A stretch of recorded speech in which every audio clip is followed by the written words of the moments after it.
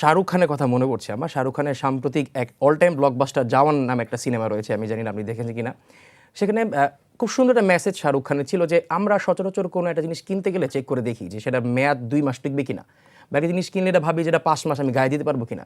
কিন্তু নেতা যখন 5 বছরের জন্য আসে, নেতাকে আমরা প্রশ্ন করি না।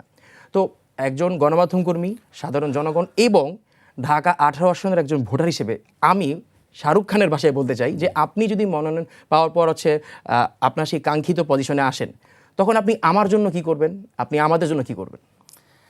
আমি আপনার জন্য আমি এখন যে রাজনীতিটা করছি ধারাবাহিকভাবে সেই রাজনীতিটা করার চেষ্টা করব। সেটা রাজনীতিটা কি, এখন আমি দলের জন্য করছি, তখন আমি দলের জন্য যেটা আমার করা সেটা আমি করব।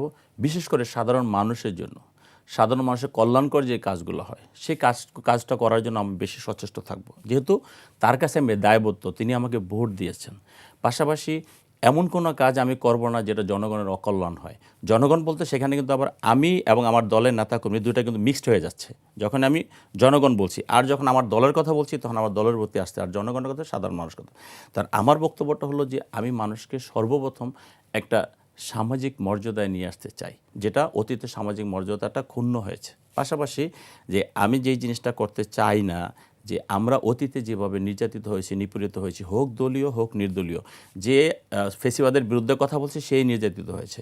আমি যতই নির্যাতিত হয়েছি, আমি ফ্যামিলিগতভাবে যতই আমি সাফারিংসে পড়েছি, বাট আমার মাধ্যমে, আমার কারণে বা আমার দলের মাধ্যমে, আমার সরকারের মাধ্যমে যাতে কখনো কোনো নিরীহ পরিবার কোনো রকম নির্যাতন নিপীড়নের শিকার না হয়, এক।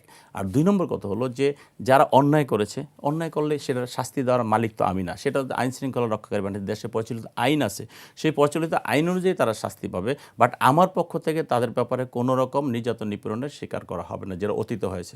আপনি অন্য একটা সংগঠন করেন, অন্য মতাবলম্বী রাজনৈতিক দলের নেতৃবৃন্দ হতে পারেন, কর্মী হতে পারেন, তার মানে এই না যে আপনাকে মামলা দিতে হবে, হামলার শিকার করতে হবে, আপনাকে নির্যাতন করতে হবে, নিপীড়ন করতে হবে, আপনাকে ঘরবাড়িতে থাকতে হবে না, আপনাকে ব্যবসা বাণিজ্য করতে দেওয়ার জন্য।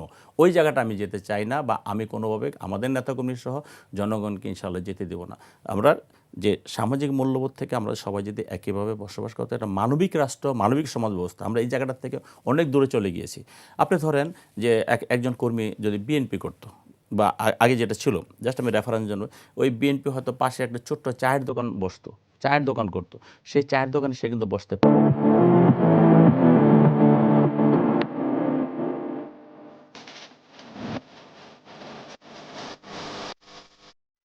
পারে না, সেই চায়ের দোকানটা বন্ধ করে দেওয়া হয়েছে। কেন বন্ধ করে দেওয়া হয়েছে? যে তুমি বিএনপি কর্তা।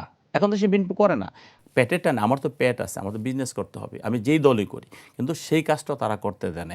আমরা ওই সমস্ত জায়গাগুলো অ্যাটেনশন দেবো যে কোনোভাবে যাতে মানবিক এই ইয়েটা নষ্ট না হয়, যে মানবিক যে জায়গাটা, ওই জায়গাটা থেকে অক্ষুণ্ণ থাকে, সে যে দলই করে করুক, কিন্তু অপরাধী না হইলে হলো। অপরাধী যদি হয় তখন সেটা রাষ্ট্র ব্যবস্থা নেবে, সরকার ব্যবস্থা নেবে, আইন শৃঙ্খলা রক্ষাকারী ব্যবস্থা নেবে।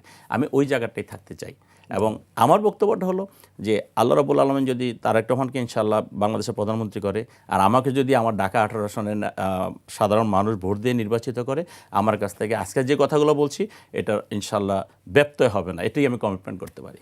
তার এই কমিটমেন্ট আপনারা শুনলেন, সেটা অবশ্যই মনে রাখবেন। আমরা সাধারণ জনগণ এবং বিশেষ করে যে জেন জি জেনারেশন, আপনি নিশ্চয়ই এই জেন জি সম্পর্কে ইন্সপায়ার্ড এবং জানেন ভালো, তাদের পার্সপেক্টিভ থেকে কিছু কোয়েশ্চেন আপনাকে করা যেতে পারে। সেটা হচ্ছে, আপনি জানেন যে আপনার টঙ্গী থেকে যদি আমরা ধরি, আপনার এয়ারপোর্ট খিলক্ষেত অবধি আমরা দেখি প্রচুর যানজট।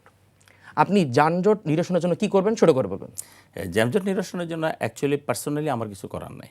এটা এখানে ডিএমপি আছে, মানে পুলিশ আছে, এখানে ট্রাফিক আছে, সরকারের সাথে এখন যে এলিভেটর হয়েছে বা এক্সপ্রেসওয়ে হয়েছে, এগুলোর সাথে সরকারের সাথে প্রতিটা সংস্থার সমন্বয় করতে হবে। সমন্বয় করে আমরা যদি এটা প্রপার ম্যানেজমেন্ট করতে পারি, তাহলে যানজটটা দূর হবে, আদারওয়াইজ যানজট দূর হবে না। তবে এখন সরকার যে কাজগুলো করছে, এটা যেভাবেই হোক, এই কাজগুলো করলেও এটা একদম সমন্বয় নাই। এটা দেখেন, আপনি ধরেন একটা বাসের একটা আলাদা লেন আছে, যাত্রী ওঠানোর আলাদা লেন আছে, সেই লেনটা ইউজ হচ্ছে না। আমাদেরকে আইনের ব্যাপারটা কনফার্ম করতে হবে, আইন প্রয়োগকারী সংস্থাকে কনফার্ম করতে হবে, যেখানে যেটা করা দরকার এটাকে আপনাকে নিয়ে যেতে হবে। আমি ছোট্ট একটা কথা বলি, সেটা হলো আমরা যখন ছোট ছিলাম, আমার আব্বা চাকরি করতেন, সরকারি চাকরি করতেন। অনেক সময় দেখা গেছে আব্বা বাসে উঠে গেছে এক জায়গায়, আসার পরে বলছে যে আমার পকেটের ভিতরে পকেট থেকে টাকা নিয়ে গেছে চুরি করে বা কী বলে এটারে পকেট মেরে, এখন কিন্তু সেই জায়গাটা একটু কমেছে। কেন কমেছে আপনি কখনো চিন্তা করেন নাই, বা আমি কখনো ব্যক্তিগতভাবে আমি চিন্তা করিনি, আপনি হয়তো করতে পারেন, আপনি অনেক মডার্ন আমার চেয়ে। তা আপনি যে 6 নম্বর বাসে মানুষ লাইন দিয়ে দাঁড়িয়ে উঠবে, এটা কিন্তু আমরা চিন্তা করিনি, কিন্তু এখন কিন্তু সেটা হচ্ছে। তার মানে আইনের যদি প্রয়োগটা করেন তাহলে কিন্তু সবই সম্ভব। বাট আমাদের সেই আইন প্রয়োগকারী সংস্থাগুলো একটু দুর্বলতা আছে, যার কারণে আমাদের এই সমস্ত সমস্যাগুলো। আমরা বিশ্বাস করি যে এই সমস্যা ইনশাল্লাহ আমরা যদি সচেতন হই, জনগণকে যদি সচেতন করি এবং আইন শৃঙ্খলা রক্ষাকারী বাহিনীর প্রতি প্রেশার রাখা যায়, কার জন্য প্রেশার? আমার জন্য না, জনগণের জন্য প্রেশার রাখা যায়, তাহলে অবশ্যই এটা সম্ভব।